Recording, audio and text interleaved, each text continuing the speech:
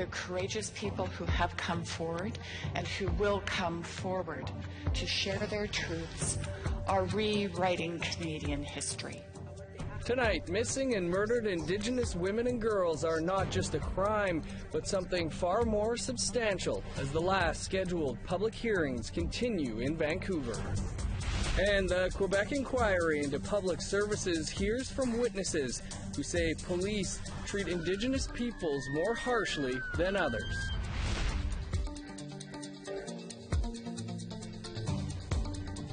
Good evening, I'm Beverly Andrews. Welcome to the APTN National News. And I'm Dennis Ward. Chief Commissioner Marion Buller spoke at the opening ceremonies of the National Inquiry into Missing and Murdered Indigenous Women and Girls in Vancouver on Wednesday.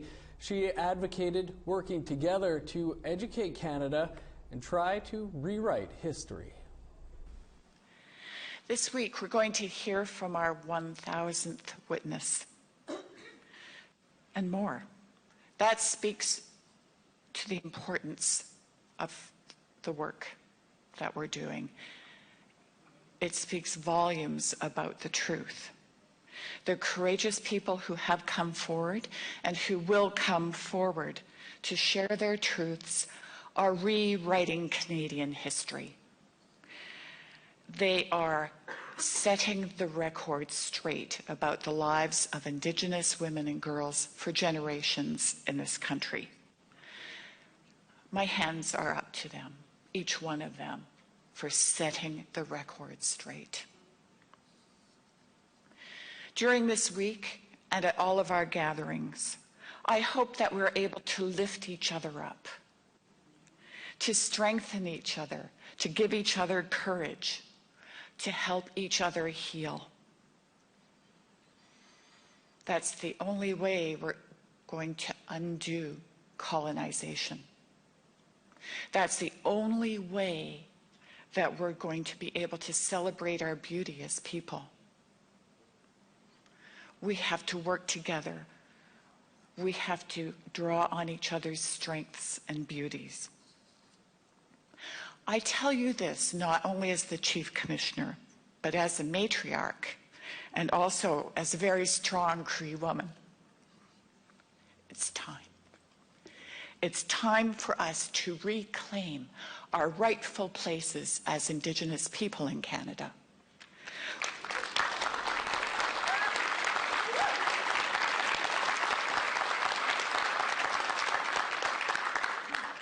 Our rightful places as respected, beautiful, strong people who have answers that all Canadians need to hear. We know our problems, we know our solutions, and you know, Canada, you can learn a lot from us in a good way.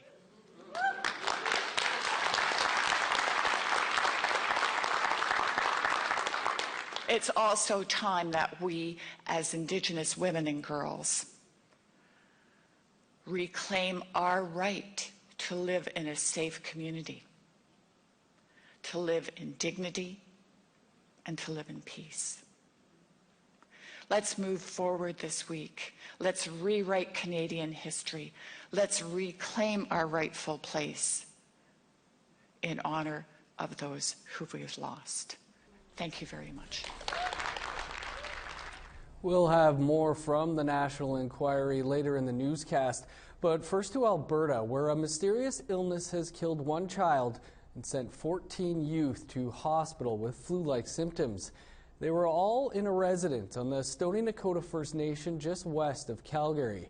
Health officials aren't saying much, but as the investigation continues, the community of Stoney Nakoda is on edge. Tamara Pimentel reports. Officials remain outside the Stoney Nakoda home paramedics were called to on Wednesday. When crews arrived, they discovered a 4-month-old girl dead and a 2-year-old girl in serious condition. 13 other patients that were in the home were transported to Alberta's Children's Hospital in Calgary with flu-like symptoms. On the Stoney Nakoda First Nation, members are shocked. CEO of Wesley First Nation, Rob Lahash, says the community is desperate to find out what happened. Any tragedy in a tightly knit community has ripple effects that they just keep resounding back and forth through the community. So, and this is very early on. I think one of the hardest things we have to face right now is that we don't have any answers. Emergency medical services officials are still investigating and aren't saying much, but they do say toxic substances like carbon monoxide have been ruled out. At this time, it seems to be of medical nature. In this case, I can confirm there's no concerns of trauma or violence attached to this incident. We have brought in additional resources. Some officers from the RCMP's Major Crimes Unit are attending to help with the investigation, and they'll be working along with the Cochrane RCMP and the medical examiner to determine the cause and manner of death for the child who died. The cause of the death and illness is still being investigated, but infectious disease expert Dr. Neil Rao says he doubts that it's influenza. I think we need to know more about the pattern of the timing of these cases. Everyone's being described as being ill at the same time, but maybe some people had the onset of their illness before others. You sort of have passage of flu from one person to another rather than everybody getting sick at once, which would not be typical with flu. The 14 patients are all members of the same family. RCMP say 2 adult siblings of the deceased have been released from hospital. 10 others remain in hospital in stable condition, and the 2-year-old girl is reported to be in serious but stable condition.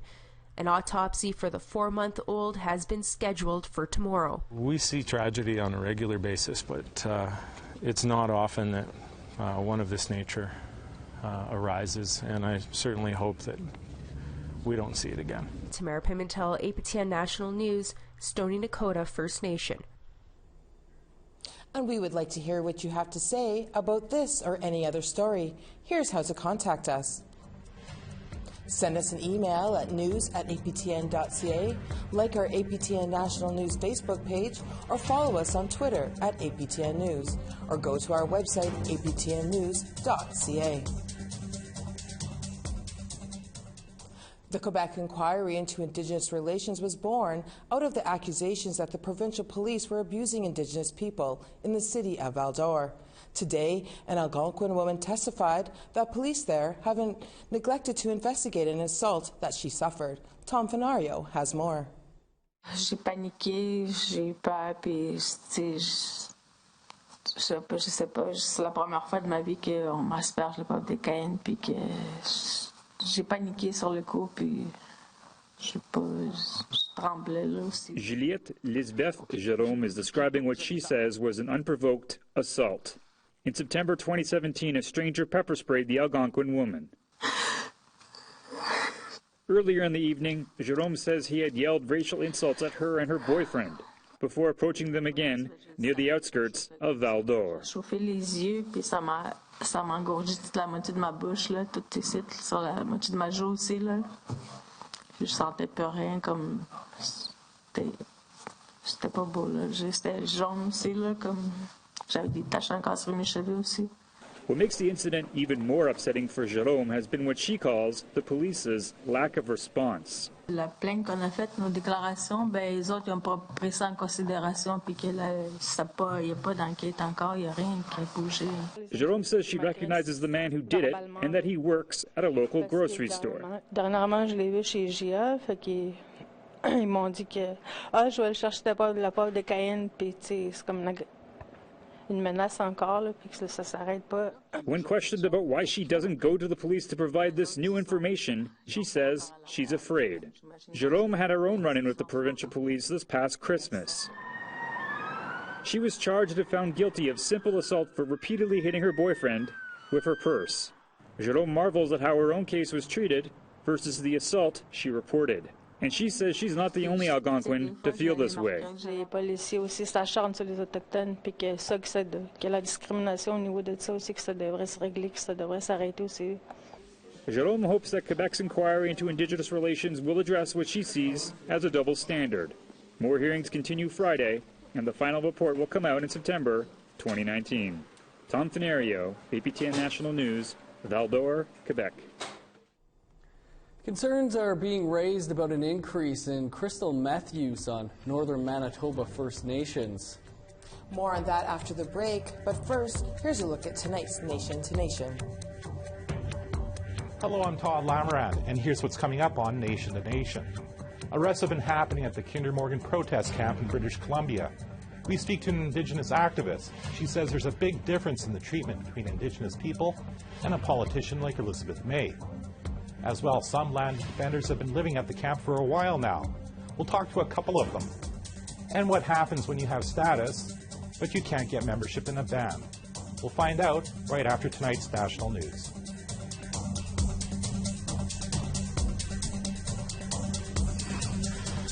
Here's a look at tomorrow's weather outlook, starting in the east. Sunny and plus 3 degrees in Fredericton and Halifax, plus 1 in Charlottetown. More sun in Cartwright and minus 9. Cloud cover in Happy Valley Goose Bay, also minus 9. Cloudy and minus 1 in Saguenay, minus 3 and sunny in St. Giles. Cloudy in southern Ontario, plus 2 in Ottawa, plus 3 in London. More cloud in Wawa and minus 5. Cloudy and minus 11 in Big Trout Lake. In Manitoba, sunny in Flin Flon and minus 8. Partly cloudy in Dauphin and minus 5. Some rain and cloud in Gimli Harbor, also minus 5. Saskatoon, Regina, and Estevan is going to be sunny at minus 10. More sun in northern Saskatchewan, minus 9 in Uranium City, Stony Rapids, and La Ronge.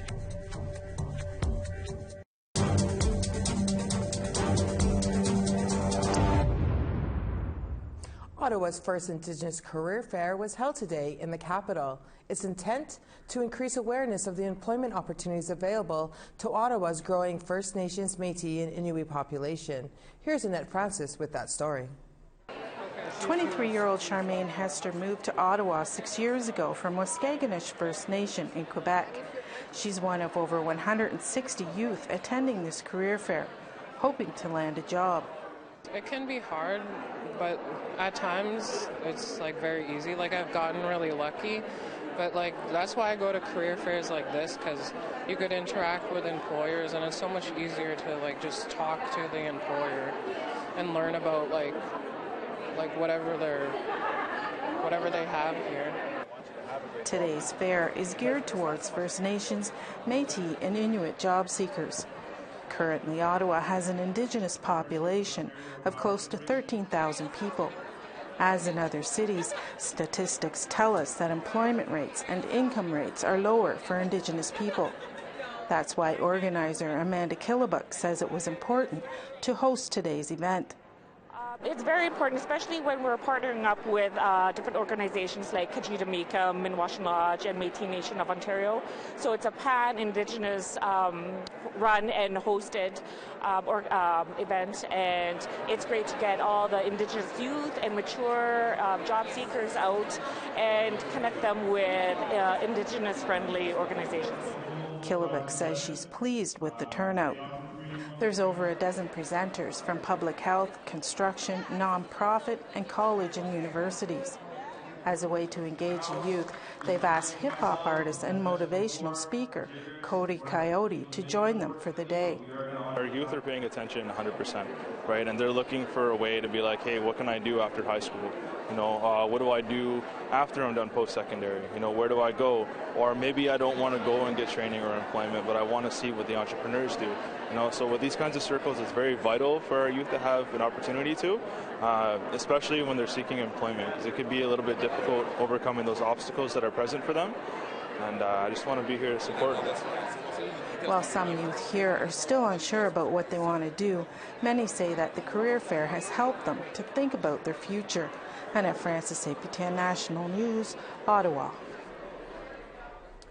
Crystal meth has invaded the lives of people in Manitoba's Island Lake region, about 500 kilometers north of Winnipeg. That's according to Liberal MLA for Keewatin, Jody Clausen. Clausen rose in the Manitoba legislature this week to lay out her concerns about the drug's arrival in 3 Manitoba First Nations. She joined us earlier today in studio. Judy, thanks for joining us. What can you tell us about the level of meth addiction in the Island Lake region? It's quite unprecedented. It's at a level we have never seen before. Our resources are completely strapped, and I'm talking about our band constables, people in the community that have stepped up to try and help fight with the crisis. They're just overworked and very, very poorly paid. You pointed out in the Manitoba legislature this week that last summer's evacuation of the communities from wildfire was one of the reasons you're now seeing this rise in meth use. Can you tell us more about that? Yes, it was continuously, every day women would approach me because I was at the shelters during that entire time. They were very concerned that our young adults and our youth were being exposed and being given free samples, which was quite scary to think about. A lot of the younger ones would turn it in, but then obviously there's always going to be some that end up trying it. And so what I did was I called the Winnipeg City Police, asked them to regularly patrol. I called on the Bear Clan and the other Indigenous groups to help come and patrol, and bless their hearts, they came out and helped us in any way that they could to patrol those shelters and those hotels. Now you're also calling on the Manitoba government. What are you hoping they can do to help the situation? I'm hoping that they can put forward a plan. There was resources dedicated by the federal government to help with this. They are able to expend. I've just recently heard the Minister of Families say that every government plans for unprecedented amounts in emergency funds, and so we would really like a drug sniffing dog at our airports that service our north, to help combat, so that people are scared away from trying to send meth into our communities, send anything that is deemed contraband for these communities, and just to stop it at the source. And we know we won't be able to catch everything, but I predict a good 80% can be stopped before it enters into our communities. Now, Judy, a walk that started with one person has now grown to about 24, traveling about 1,100 kilometers to the Manitoba legislature. The minister has promised to meet with them? Yes, the Minister of Health has promised to meet with them. I am so encouraged, and I'm so relieved, because I don't want her walk to be in vain. There's people that have lost toenails and their feet are bloodied and blistered, and they're doing this to create awareness. Her goal, Maureen Wood, is to go to Ottawa. The legislature is merely a stop, and so we're so supportive of her, and I intend to go and join her. My mother is going out today to encourage all the youth and the adults that are walking there. I believe they're in Grand Rapids, about to leave shortly. Well, Judy, we appreciate you taking the time to speak with us today about this issue that's affecting so many of our communities. Yes, and it's not unique to our islandly communities. It's all over Manitoba, and that's why we need this government to step up and put forth a plan today. Thank you. It's been a little over a year now since the last camps at Standing Rock were shut down by law enforcement. This week, APTN Investigates looks at the legacy and lessons learned after Standing Rock. We'll get a preview of that new documentary airing Friday, right after the break. But first, here's a look at the rest of tomorrow's weather forecast.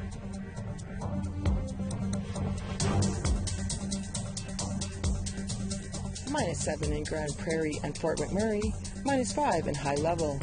Cloudy in Calgary and -11, more cloudy in Medicine Hat, -4. Some rain in Vancouver and +12, cloudy in Bella Coola and +8. Rain in Sandspit and +9, sunny and -3 in Fort Nelson. In the Territories, sunny and -8 in Rock River, more sun in Beaver Creek, -2. -9 and sunny in Ray Lakes, -2 and sun with Fort Liard. Sunny and -11 in Inuvik and Fort McPherson. sunny and -19 in Cambridge Bay and Baker Lake. Partly sunny in Pankerton and -8. Cloudy in Iqaluit, also -8.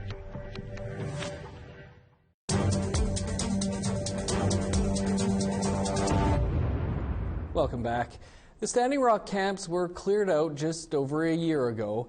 So where have the new fights cropped up and what is the legacy? February 22nd, 2016. Eviction Day. Portions of the camp at Standing Rock, once home to thousands, burned, mostly in ceremony, as hundreds made the final march out. Law enforcement, just down the road, stood ready to enforce the state-imposed deadline to leave the area. One final walk in song and prayer down Highway 1806. This was the site of so many standoffs and violent confrontations during the months-long protest against the Dakota Access Pipeline.